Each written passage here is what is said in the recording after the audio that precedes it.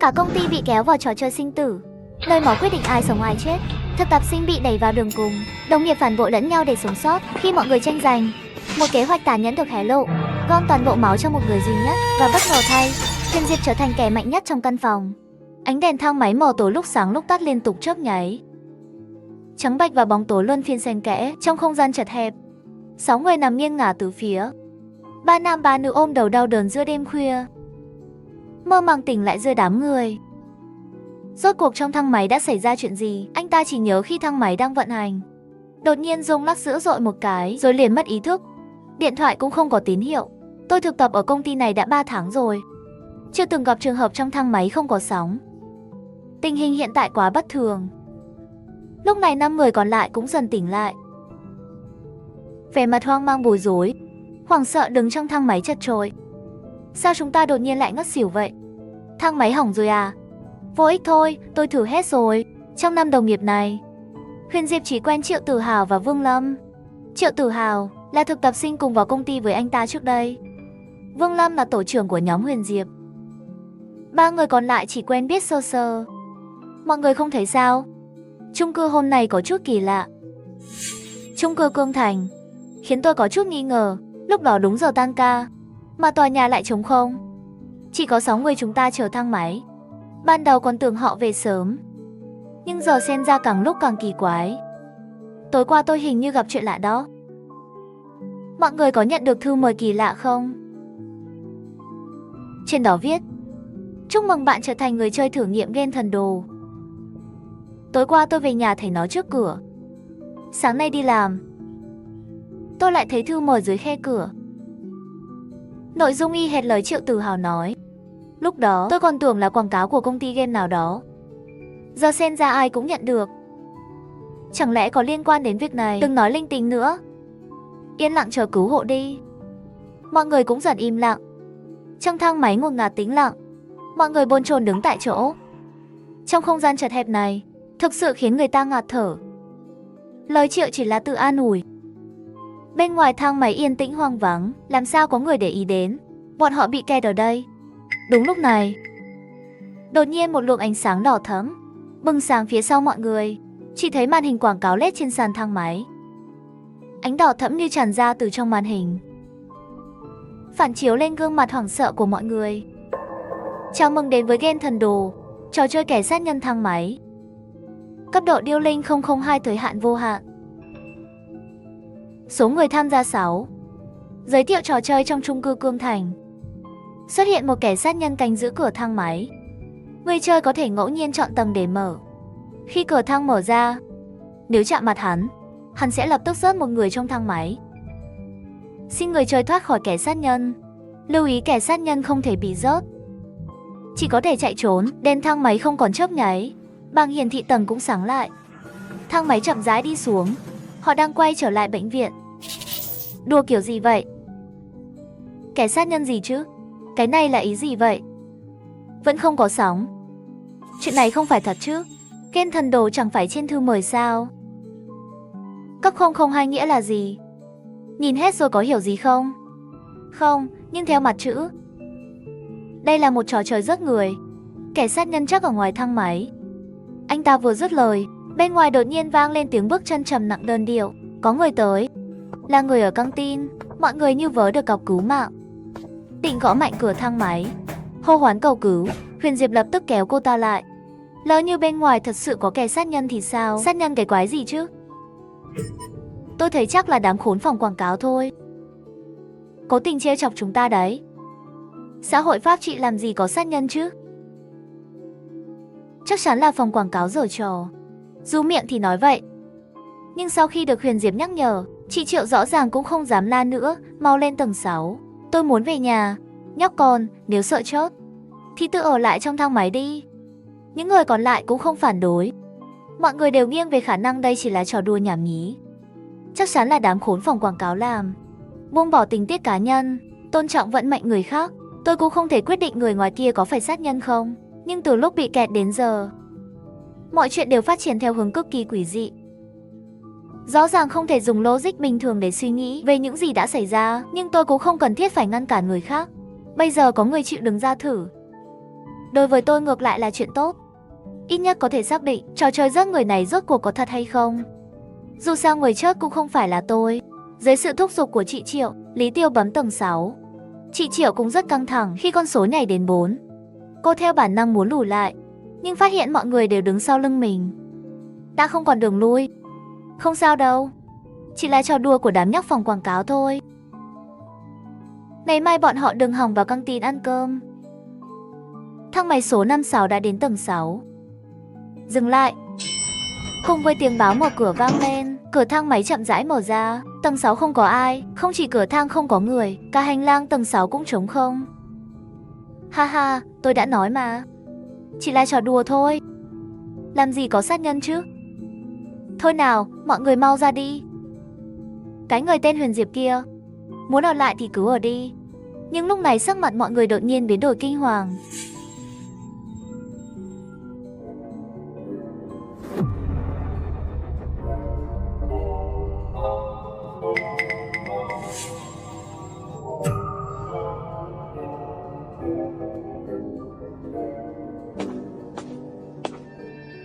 Cứu tôi, mau cứu tôi. Xin các người.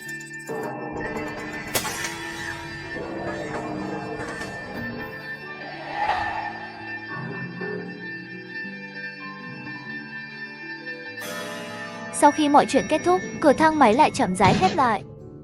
Cái này, lại là thật sao? Tên đó tuyệt đối không phải người. Mắt hắn toàn màu đen, toàn thân đều thối rữa. Là quỷ, đó là quỷ.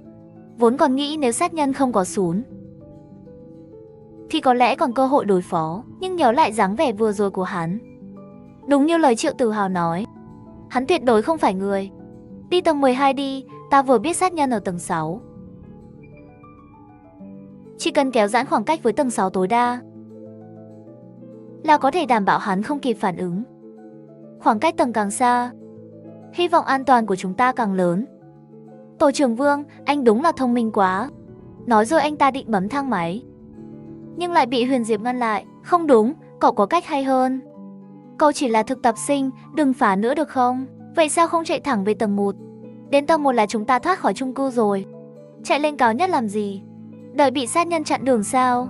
Đạo lý này thật ra rất đơn giản, chỉ là lúc này mọi người đã hoàn toàn rối loạn, mất đi khả năng suy nghĩ. Hơn nữa con người thường vô thức cho rằng càng lên cao càng an toàn, nhưng bây giờ dù đã có cách, lại không ai dám bấm thang máy nữa, không ai dám mạo hiểm. Một lúc lâu sau, Vương Lâm lên tiếng. Cậu nói đúng, anh ta đã hạ quyết tâm. Cuối cùng anh ta bấm tầng 1. Mọi người vội vàng quay về tầng 1.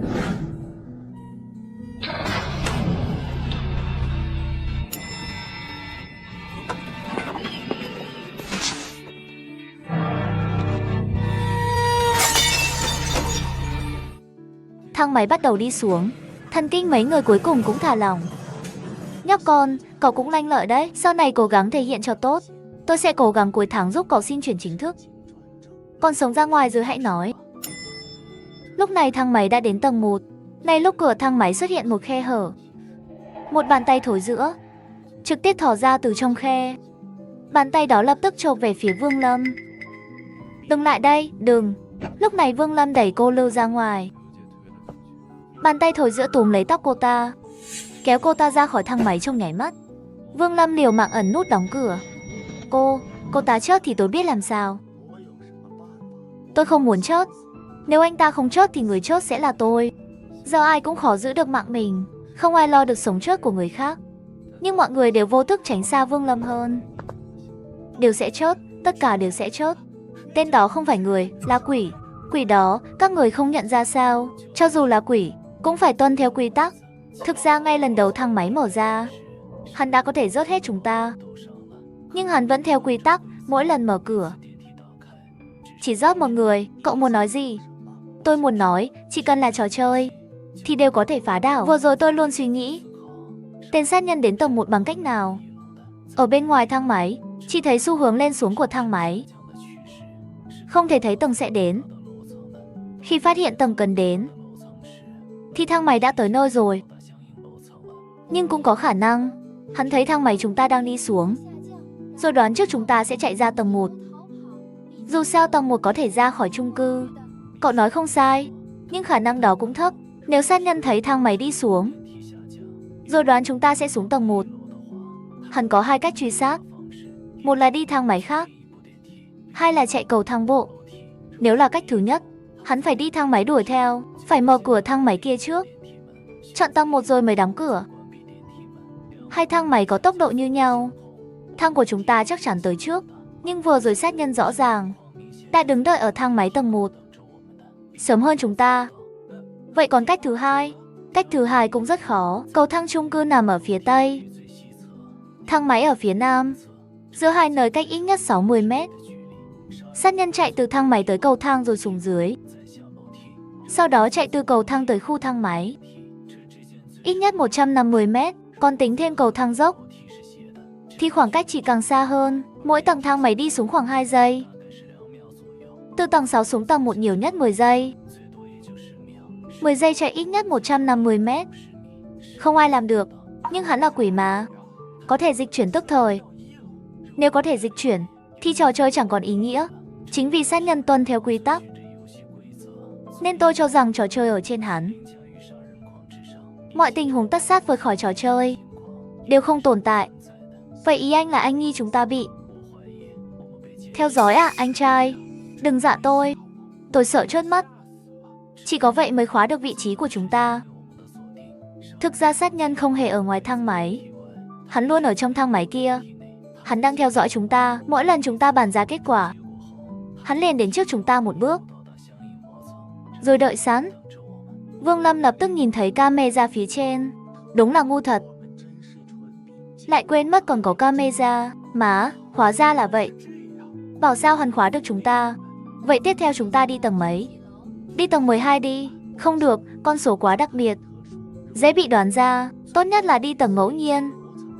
Vậy thì đi tầng 9 đi. Đi tầng 9, hắn chắc chắn không nghĩ ra đúng không? Vậy tôi bấm nhẹ. Đợi chút, thứ giám sát chúng ta chưa chắc đã là camera. Thực ra sát nhân không ở ngoài thang máy, mà ở trong thang máy. Cuối cùng, mọi ánh mắt đều dừng lại trên người Lý Tiêu.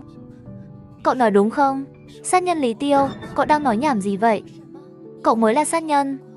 Trước khi trò chơi bắt đầu, cậu căn bản không dám bấm thang máy, là Triệu Tử Hào luôn bấm. Sau khi trò chơi bắt đầu, lần đầu tiên lại là cậu giành bấm trước.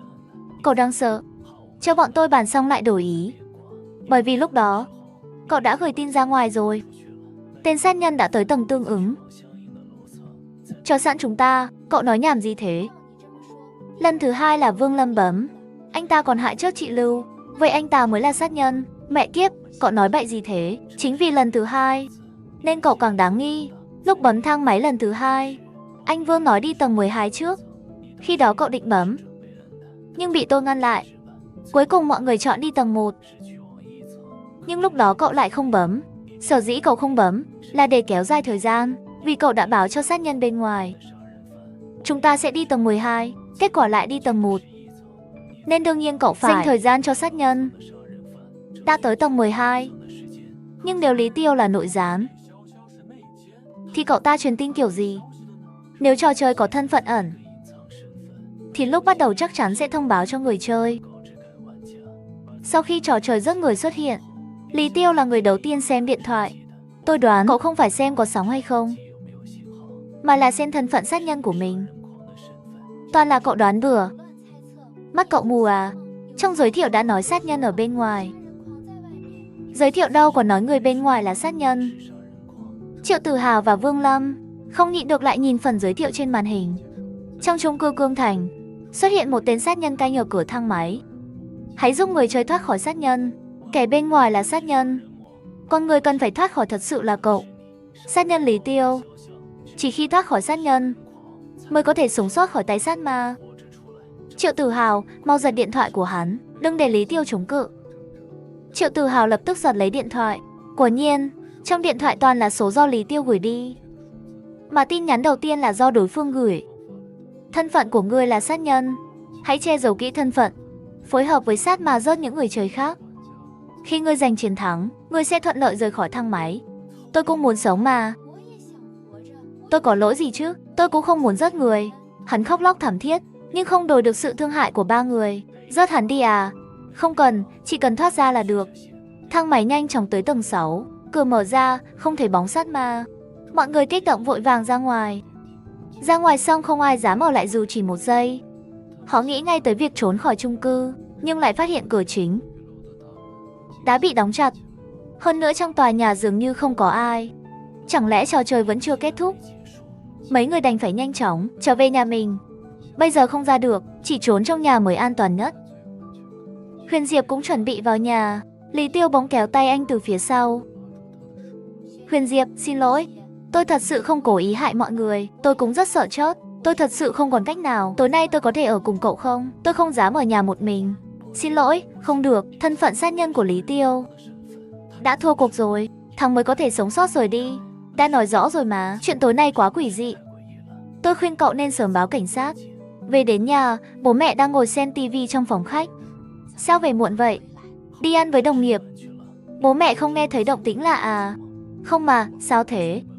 Không có gì, cậu về phòng nằm lên giường. Điều khiến Huyền Diệp thấy kỳ lạ nhất là ngoài tòa chung cư của họ, những nơi khác hoàn toàn không bị ảnh hưởng, như thể chuyện đó chưa từng xảy ra. Cậu không nhịn được cầm điện thoại lên, tìm kiếm những vụ việc gần đây đang lan truyền trên mạng. Gần đây trên mạng của thật xuất hiện nhiều chuyện kỳ lạ. Những lời đồn trước đó đều đã bị chặn hết. Là vì những bình luận đó là giả? Hay là vì tất cả đều là thật? Sợ gây hoang mang xã hội nên mới bị chặn. Huyền Diệp đang suy nghĩ thì nghe thấy tiếng chém nặng nề từ phòng bên cạnh. Toàn thân cậu lập tức căng cứng, bật dậy ngồi thẳng trên giường. Phòng bên cạnh chính là nhà Lý Tiêu. Cậu do dự, muốn lặng lẽ ra khỏi phòng, ra hiệu cho bố mẹ ở phòng khách bằng một động tác im lặng, rồi rón rén đi tới cửa phòng. Cậu chậm rãi mở một khe cửa. Khi cậu thò đầu ra ngoài, Triệu Tử Hào đối diện cũng ló đầu ra. Hai người cùng lúc nhìn sang. Sắc mặt lập tức đông cứng vì kinh hãi. Con ma đang chém cửa phòng của Lý Tiêu. Cả công ty bị kéo vào trò chơi sinh tử, nơi máu quyết định ai sống ai chết. Thực tập sinh bị đẩy vào đường cùng, đồng nghiệp phản bội lẫn nhau để sống sót. Khi mọi người tranh giành, một kế hoạch tàn nhẫn được hé lộ, gom toàn bộ máu cho một người duy nhất. Và bất ngờ thay, Huyền Diệp trở thành kẻ mạnh nhất trong căn phòng. Con dao phay chém mạnh vào cánh cửa gỗ, âm thanh chặt gỗ nặng nề vang vọng khắp hành lang. Đây tuyệt đối không phải sức lực con người có thể có. Chẳng lẽ đây chính là hình phạt khi thua trò chơi sao? Lý Tiêu Tiêu sẽ bị rớt sao? Đột nhiên điện thoại của Huyền Diệp vang lên. Tên sát nhân lập tức dừng tay. Hắn quay đầu nhìn về phía Huyền Diệp. Mẹ kiếp, Huyền Diệp lập tức đóng sầm cửa phòng. Cuộc gọi là của Lý Tiêu Tiêu. Suýt nữa thì bị cô hại chót. Lý Tiêu Tiêu thấy Huyền Diệp không nghe máy, liền điên cuồng nhắn tin cầu cứu. Cứu tôi mau lên, hắn tới rồi. Tên sát nhân tới rồi. Xin cậu, tôi không muốn chót. Huyền Diệp có thể tưởng tượng được nỗi sợ hãi và tuyệt vọng của Lý Tiêu Tiêu lúc này, nhưng cậu cơ bản không dám ra ngoài. Cậu tuyệt đối không phải đối thủ của thứ đó. Thứ đó cơ bản không phải con người. Tin nhắn nhanh chóng dừng lại đột ngột. Tiếng chặt gỗ cũng dừng theo. Tên sát nhân đã vào trong. Ngay sau đó, Huyền Diệp nghe thấy tiếng hét thảm của Lý Tiêu Tiêu bên cạnh. Rồi rất nhanh mọi thứ lại trở về yên tĩnh. Cậu liếc nhìn bố mẹ trong phòng khách, vẫn đang yên lặng xem tivi. Động tĩnh bên cạnh dường như không hề thu hút sự chú ý của họ. Đột nhiên người cậu cứng lại. Trong đầu vang lên giọng một người phụ nữ khàn khàn, như thể có ai đó đang nói chuyện trong não cậu. Chúc mừng người chơi thông quan cấp đồ tế thang máy 1002 EC. Người chơi chưa bước vào con đường thần minh, kinh nghiệm tạm thời được bảo lưu. Quản lý thang máy là sao chứ? Bây giờ mới tính là kết thúc trò chơi sao? Chỉ là đang kết toán trò chơi thôi. Trong lúc nghi hoặc, cậu còn thấy trong túi có thêm thứ gì đó. Cậu móc ra xem, là một tấm thẻ. Đạo cụ thẻ quản lý thang máy loại đạo cụ. Liên kết một thang máy, bạn sẽ trở thành quản lý của thang máy trong 10 phút. Bạn có thể điều khiển thang máy từ xa. Lại là thẻ đạo cụ gì nữa vậy? Đúng lúc cậu đang nghiên cứu thì trong nhà vang lên tiếng gõ cửa. Nhìn qua mắt mèo, hóa ra là một cảnh sát. Cậu mở cửa, xin lỗi đã quấy rầy muộn thế này. Không ngờ cậu lại cảnh giác như vậy. Bố mẹ Huyền Diệp lập tức nhìn sang với ánh mắt nghi ngờ và căng thẳng. Bố mẹ con không làm gì sai đâu. Cảnh sát Vương đến hỏi con vài chuyện thôi. Hai người vào phòng trước đi. Vậy chúng ta vào thẳng vấn đề.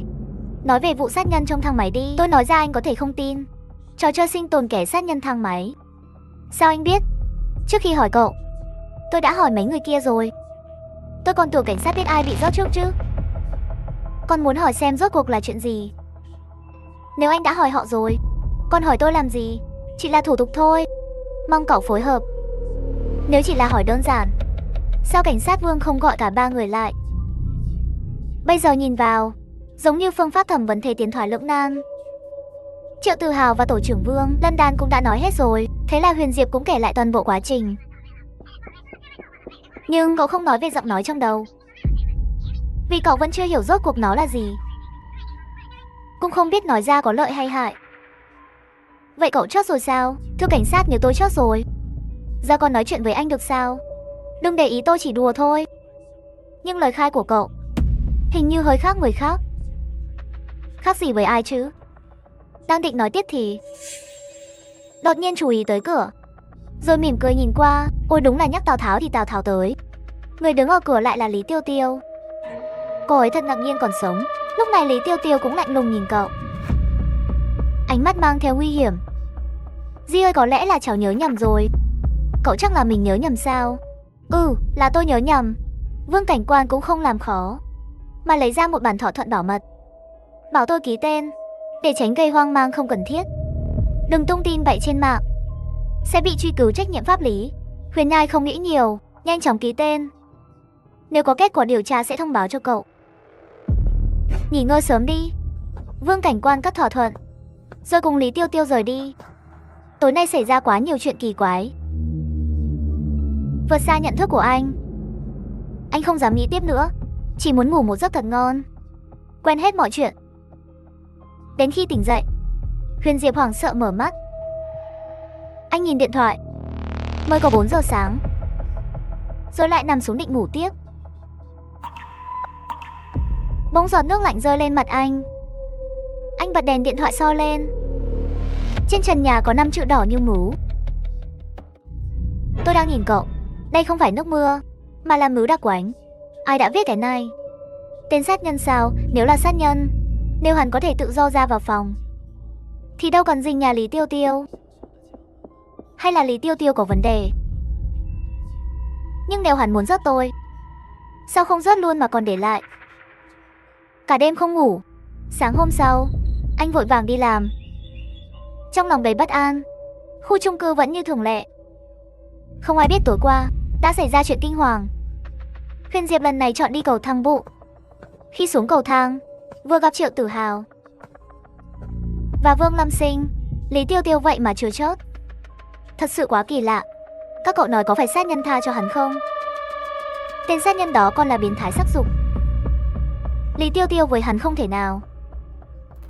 Tối qua tôi nghe tiếng bước chân đi xa, mới mở cửa ra xem, thấy sát nhân xách đầu Lý Tiêu Tiêu rời đi. Đầu hắn còn bị chém rời. Giờ chuyện này càng quái dị. Đầu rơi rồi, sao người còn sống? Chào buổi sáng, các cậu nói gì thế? Một giọng nói quen thuộc vang lên. Ba người giật mình, chỉ thấy Lý Tiêu Tiêu mỉm cười nhìn họ. Không có gì, chỉ nói chuyện phiếm. Vậy lát nữa gặp ở công ty, trên đường đi làm. Huyền Diệp không nhịn được hỏi tiếp về giọng nói tối qua trong đầu. Tối qua các cậu có nghe thấy không? Có, tôi cũng nghe thấy. Nhưng khác với cậu.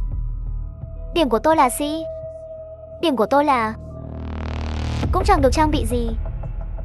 Xem ra đó là âm thanh tổng kết trò chơi. Chủ yếu là tôi phá giải trò chơi nên mới được chấm điểm. Điểm cao chắc sẽ được trang bị. Thấy Triệu Tử Hào và Vương tổ trưởng không nhắc 5 chữ đó, tức là 5 chữ đó không liên quan trò chơi, mà là nhắm riêng vào tôi. Rốt cuộc là ai? Làm bằng cách nào? Và tại sao lại theo dõi tôi lúc này trong một chiếc xe đen gần đó? Vương cảnh quan nhìn ba người vào công ty. Chỉ có 3 người sống sót khỏi trò chơi. 3 người bình thường thôi à? Tôi cũng không ngờ họ lại qua được. 3 người trước kia thì sao? Có ai trở thành sinh tồn không? Có một người tên Lý Tiêu Tiêu. Hắn trở thành sinh tồn suy tàn. Cuốn ma sách hỏa diễm đó. Hắn có đẹp trai không? Không đẹp bằng em. Vậy chị đây yên tâm rồi. Em sợ bị cướp mất hào quang mà. Tôi cũng không định chiêu mộ hắn. Dù sao đó cũng là sinh tồn. Sinh tồn thì sao chứ? Một sinh tồn thị lực kém vẫn sẽ chót trong trò chơi, mà sinh tồn chót trong game thì càng phiền phức. Nhưng có một người tôi khá ưng ý. Đúng vậy, người được cậu đánh giá cao không dễ đâu. Anh ta tên là Huyền Diệp. Theo lời khai của hai người sống sót còn lại, trò chơi sát nhân thang máy đều do một mình cậu ta gánh team. Tôi đã lâu lắm rồi chưa thấy tân binh xuất sắc thế này. Tôi cho Trần Tuyết Nhi thân phận thực tập sinh, đã xâm nhập vào công ty này rồi. Tiện theo dõi, đánh giá tân binh đó giúp tôi. Với thực lực của Trần Tuyết Nhi, em rằng chẳng ai lọt vào mắt anh ta. Nói đến đây, người phụ nữ bỗng nghiêm túc hỏi: anh nghi công ty này sẽ biến thành sân chơi sao? Tôi không chắc, nên mới cử Trần Tuyết Nhi trà trộn vào. Nhưng theo lời ba người kia, sau khi game sát nhân thang máy kết thúc, tên sát nhân vẫn không biến mất. Vương Cảnh Quan nghiêm nghị nhìn người phụ nữ. Cô biết điều đó có nghĩa gì không? Không biết. Điều đó nghĩa là trong game trước, sát nhân có thể cũng là bên thắng, quỷ quái cũng có thể giành chiến thắng. Chỉ cần tồn tại thân phận trong game thì sẽ có điều kiện thắng. Khi quỷ thắng, mức độ quỷ dị sẽ tăng lên. Hắn còn xuất hiện ở game cấp cao hơn, thậm chí có thể đạt đến thế giới thực.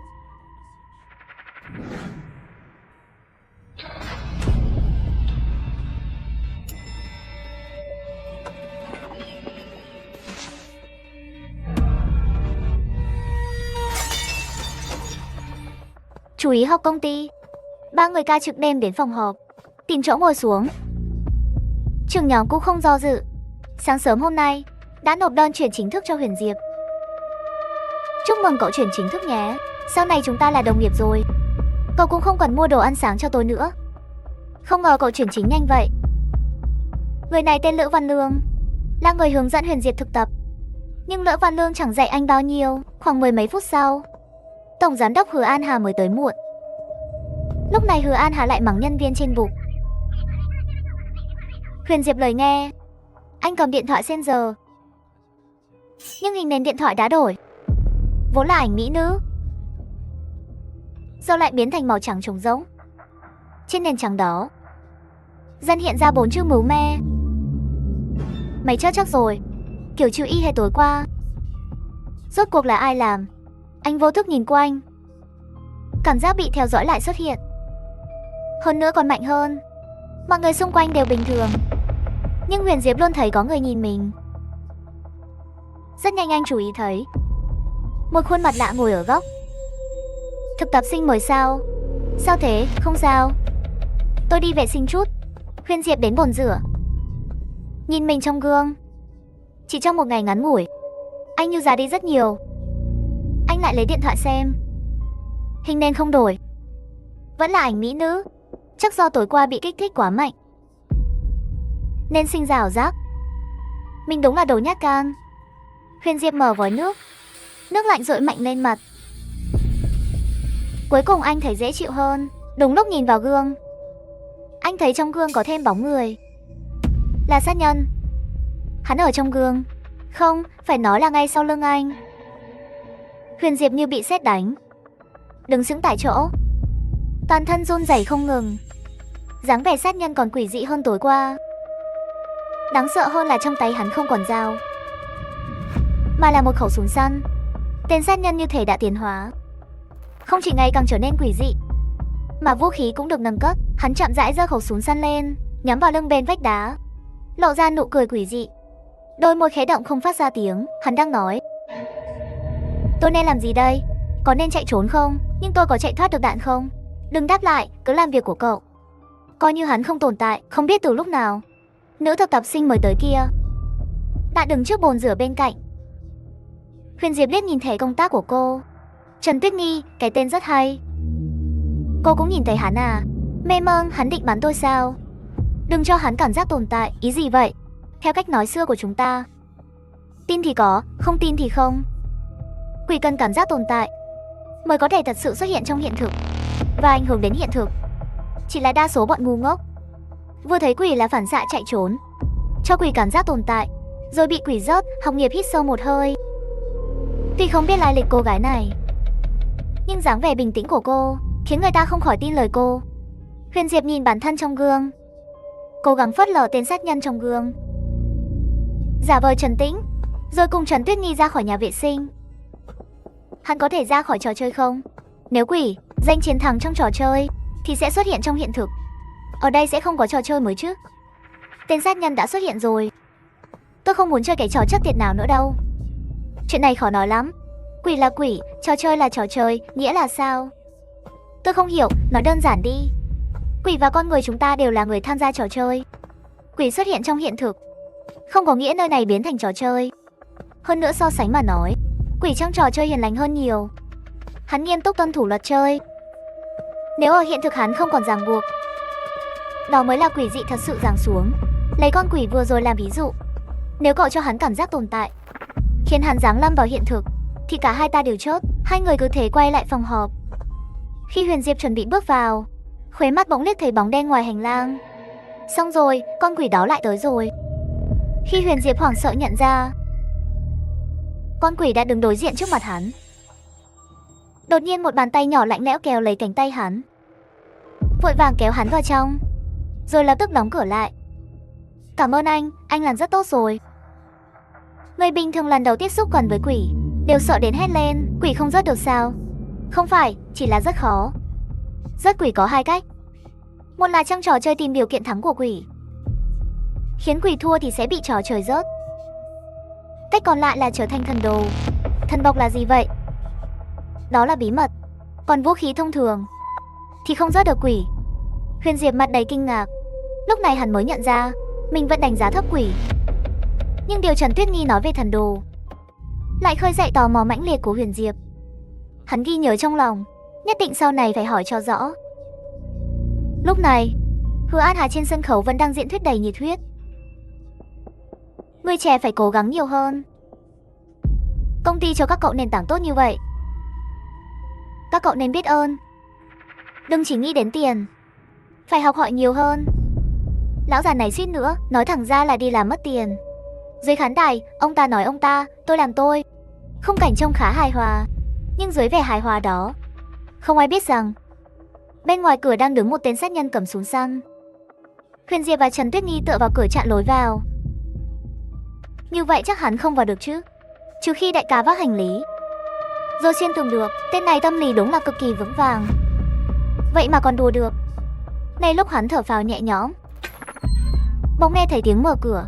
Ở góc phòng họp còn có một cửa nhỏ bị bọn họ bỏ quên mất. Lúc này cửa nhỏ từ từ mở ra, bóng dáng nửa thánh nửa ma thò vào từ ngoài cửa. Hắn ẩn mình trong bóng tối sau sân khấu, từng chút một tiến vào. Giờ phải làm sao đây? Trần Tuyết Nghi cũng căng thẳng ra mặt, cầm điện thoại không biết đang nhắn cho ai. Nhưng đúng lúc này, Lý Tiêu Tiêu, người chủ trì cuộc họp, bất ngờ cũng bước vào từ cửa sau. Khoảng cách giữa cô và tên sát nhân chỉ khoảng 2 mét. Tên sát nhân khựng bước lại, chậm rãi quay đầu sang. Hỏng rồi, con quỷ đã có cảm giác tồn tại. Hứa An Hà không hay biết gì đi về phía Lý Tiêu Tiêu, hoàn toàn không biết nguy hiểm. Sao vậy Tiêu Tiêu? Bọn họ hoàn toàn không biết. Lúc này Lý Tiêu Tiêu hoảng sợ ngã xuống đất. Khẩu súng săn trong tay tên sát nhân đã nhắm thẳng vào đầu cô. Ngay lúc đó cả phòng họp đột nhiên tối sầm lại thấy rõ bằng mắt thường. Ngoài cửa sổ rõ ràng vẫn là ban ngày, nhưng phòng họp lại dần biến thành ban đêm. Sự thay đổi đột ngột này khiến mọi người quên mất Lý Tiêu Tiêu. Tất cả đều sững sờ đứng tại chỗ, không hiểu nổi tình huống lúc này. Cái gì thế này? Sao tự nhiên tối vậy? Không phải trời tối, nhìn ngoài cửa sổ kìa, chỉ chỗ ta bị tối thôi. Mọi người dần nhận ra có gì đó không ổn. Trong đám đông tối đen, Triệu Tử Hào và tổ trưởng Vương sợ hãi nhìn Huyền Diệp. Huyền Diệp khẽ gật đầu với hai người. So với nỗi sợ của họ, Huyền Diệp lại thở phào nhẹ nhõm. May mà nơi này đã biến thành sân chơi, hạn chế được tên sát nhân, nếu không thì có lẽ bọn họ đã chết hết rồi. Trò chơi sắp bắt đầu, màn hình lớn trên tường đột nhiên sáng lên. Dòng chữ đỏ quen thuộc lại hiện ra trước mắt Huyền Diệp. Chào mừng đến với trò chơi sinh tồn. Cấp độ, thợ săn nhân sự đến sáng thế 03. Thời gian 150 phút, 125 người tham gia. Giới thiệu trò chơi, con người sinh ra bình đẳng, nhưng chưa bao giờ thật sự bình đẳng. Dựa theo chức vụ trong công ty, mỗi người có lượng mưu khác nhau. Mưu có thể chuyển cho nhau. Người mưu cao tấn công người mưu thấp, có thể cướp mưu đối phương. Sau khi trò chơi bắt đầu, cứ mỗi 5 phút, thợ săn sẽ mang đi người có mưu thấp nhất. Chỉ số mưu như sau: tổng giám đốc 1000, tổng giám đốc điều hành 500, trưởng phòng 300, tổ trưởng 100, nhân viên 10. Thực tập sinh 1, thời gian chuẩn bị, chưa bắt đầu trò chơi. Trên màn hình, ánh sáng đỏ như mù chiếu lên gương mặt ngơ ngác của mọi người. Họ giống như Huyền Diệp trước đó, vừa nghi hoặc vừa mơ hồ, sợ hãi, không biết phải làm sao. Huyền Diệp lúc này rất đau đầu. Thời gian đã trôi qua 3 phút. Thợ săn sắp đưa đi người đầu tiên, trong khi đơn xin chính thức của hắn vừa nộp. Hiện tại vẫn là thực tập sinh có mưu thấp nhất.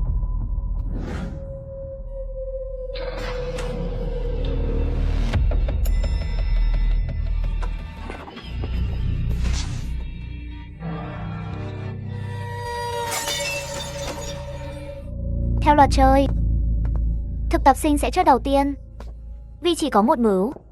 Tên khốn Vương Lâm Sinh này lập tức trở mặt không nhận người. Mạng hắn còn do cậu cứu đấy. Đồ vong ân bội nghĩa. Huyền Diệp liếc nhìn tổ trưởng Vương. Hắn ngồi một mình ở đó, hoàn toàn phớt lờ ánh mắt của Huyền Diệp. Nhưng cũng có thể hiểu được, tổ trưởng có 100 mưu. Trò chơi kéo dài 150 phút, tổng cộng sẽ chốt 30 người. Nếu tiếp tục như vậy, người chốt đều là thực tập sinh và nhân viên. Tổ trưởng chắc chắn an toàn. Tổ trưởng Vương rõ ràng là muốn vạch rõ ranh giới với bọn họ. Chúng ta chốt chắc rồi. Trong đám thực tập sinh có ai vào bằng quan hệ không có? Có một người tên là Lưu Đào, thực tập sinh tổ 2 phòng kế hoạch, con trai của trưởng phòng kế hoạch Lưu Cảnh Minh. Trưởng phòng Lưu, con trai ông là thực tập sinh đấy, rất có thể sẽ chốt. Mọi người còn chưa hiểu câu này có ý gì, thì ngay giây tiếp theo, Lưu Cảnh Minh đột nhiên túm lấy một thực tập sinh bên cạnh, rồi tung một cú đấm thật mạnh.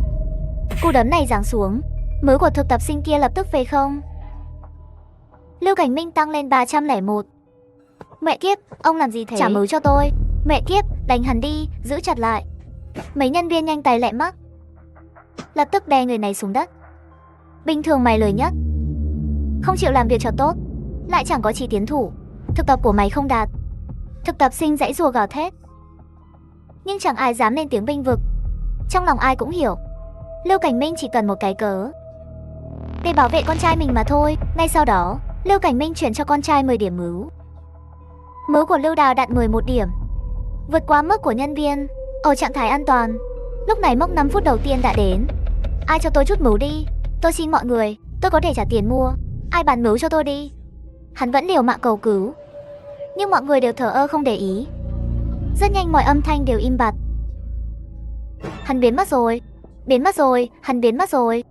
Các người hạ chốt hắn rồi. Hay là mày đi chốt đi, được lợi còn giả nhân giả nghĩa, đừng có làm thánh mẫu trước mặt tôi. Trong trò chơi, sống chốt đều dựa vào bản lĩnh mỗi người, không có nhưng nghị gì hết. Hắn nói đúng, trước tiên lo cho bản thân đi. Trong phòng họp tối đen, lúc này đã loạn thành một mớ rồi. Sự biến mất của thực tập sinh đã chứng minh tính chân thực của trò chơi. Quả thật có một thợ săn đang săn giết họ trong bóng tối. Tất cả im lặng. Bật đèn lên trước đã. Đèn phòng họp bật sáng, phòng họp sáng rủa, khiến mọi người cảm thấy an tâm hơn chút. Mọi người như tìm được chỗ dựa, đều im lặng nhìn về phía Hứa An Hà. Công ty sẽ không để mọi người hy sinh vô ích, nhưng cũng không bảo vệ một kẻ vô dụng không có giá trị.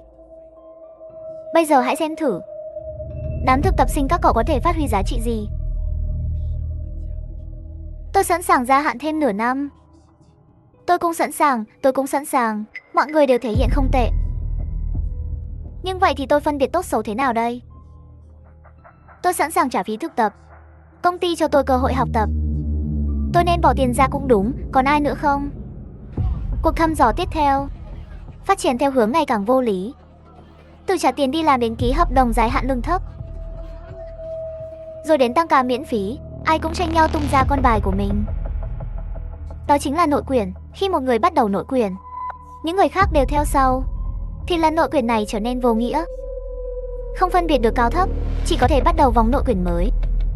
Khi tất cả đều theo vòng mới, thì lại phải bước vào vòng tiếp theo, cho đến khi không còn gì để cuốn nữa.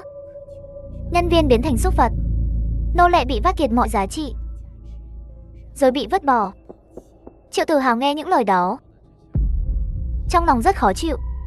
Quay sang nhìn Huyền Diệp, nhưng đột nhiên phát hiện Huyền Diệp đã biến mất. Hắn đi đâu rồi? Cậu biết làm sao để phá vỡ vòng xoáy đó không? Phải có người đứng lên phản kháng. Nói xong anh ta bước ra khỏi đám đông. Tiết Dạ chạy rồi. Tiếng hét của Trần Tuyết Nhi phá tan mọi cuộc cãi vã, sự hỗn loạn và căng thẳng. Ai là thực tập sinh của phòng chúng ta? Chính là nó. Loại nhân viên không nghe lời này chính là tai họa của công ty. Mau tìm hắn ra cho tôi. Trừ mớ của hắn đi. Tôi lên tầng trên, tôi xuống tầng 1 tìm. Đi xem phòng chứa đồ, rất có thể hắn trốn ở xó xỉnh nào đó. Công ty có 8 tầng, khắp nơi đều là bóng người chạy qua chạy lại. Mọi người lục soát kiểu trải thảm để tìm Huyền Diệp, không bỏ sót bất kỳ góc nào. Giữa dòng người qua lại, Trần Tuyết Nhi dẫn đám thực tập sinh vào thang máy. Đi lên tầng 8, cậu biết Huyền Diệp ở đâu à?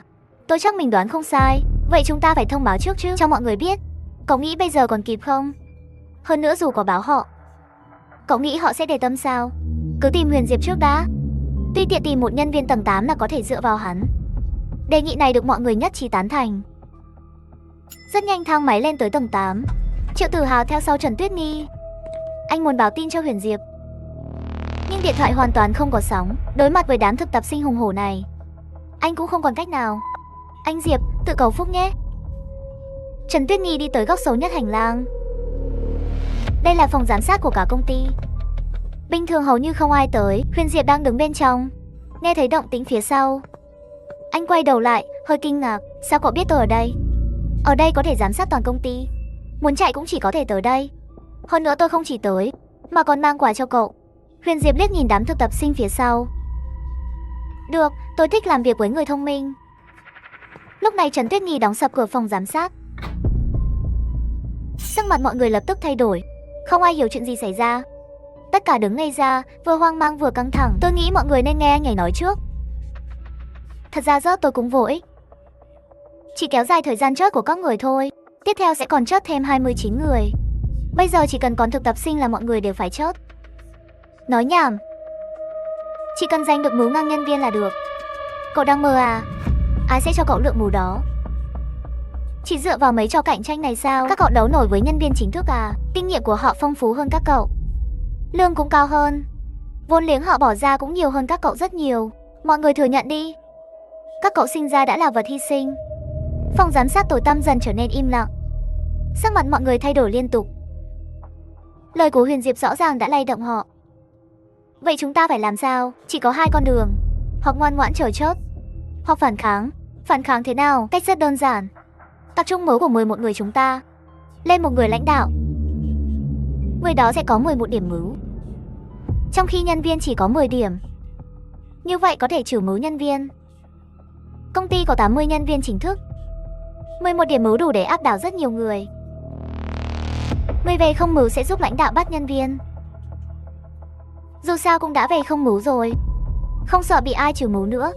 Trong toàn công ty, chỉ cần có mưu là vô địch. Sau khi cướp được mưu của 9 nhân viên thì không cần sợ tổ trưởng nữa. Sau khi cướp được mưu của 29 nhân viên thì không cần sợ trưởng phòng nữa, cho đến cả tổng giám đốc. Nhưng việc này có lợi gì cho chúng ta? Tất nhiên là có lợi. Trước đó chưa có ai chớt. Tỷ lệ tử vong của thực tập sinh đang tăng lên. Nhưng nếu làm theo lời tôi, sẽ có ngày càng nhiều người về không mưu. Tỷ lệ chúng ta chớt sẽ dần giảm xuống. Khi có 100 người về không mưu, xác suất tử vong của chúng ta sẽ giảm còn 1%. Mọi người cuối cùng cũng hiểu rõ ý của Huyền Diệp. Nhưng vấn đề bây giờ là ai sẽ làm người lãnh đạo? Rõ ràng là làm lãnh đạo sẽ có lợi ích lớn nhất, gần như miễn chớt. Không được, dù chọn ai làm lãnh đạo, tôi cũng không yên tâm. Lỡ hắn cầm mưu rồi bỏ trốn thì sao? Đừng nghe hắn mê hoặc lòng người. Hắn chỉ sợ chúng ta xử hắn thôi. Mau tìm người trừ mưu hắn trước đã. Không thì người chớt có thể là chúng ta. Bây giờ các người không còn lựa chọn nữa đâu. Nói rồi anh ta nhẹ nhàng vỗ lên vai Huyền Diệp. Trần Tuyết Nhi mưu không? Huyền Diệp 2. Huyền Diệp trở thành người có lượng mưu cao nhất trong phòng.